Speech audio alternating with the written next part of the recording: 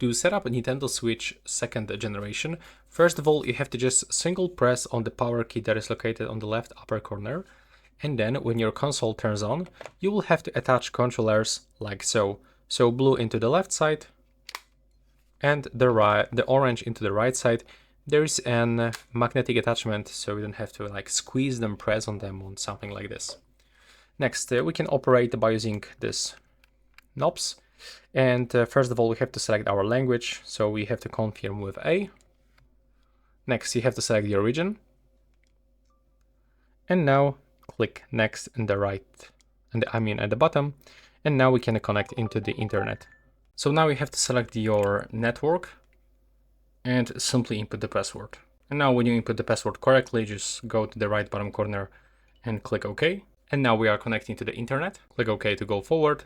Okay, so now our switch gonna automatically update some data. We can click next to go forward and set it up. Here we can change the time zone. So select your time zone and simply go forward. Click next. Now just simple instruction how we can use that stand that is located right here.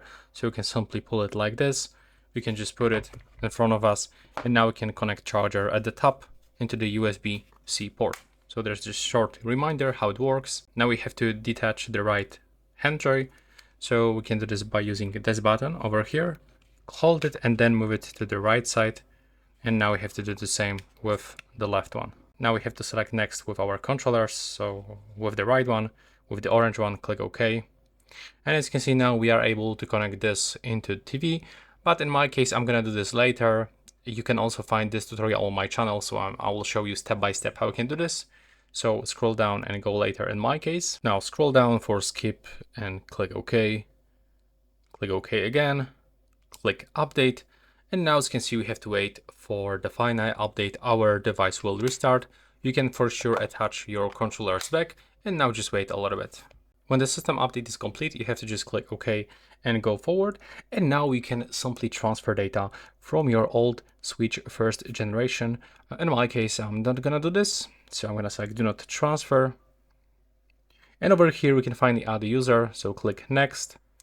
And you can simply sign in to a Nintendo account, or you can add without signing in.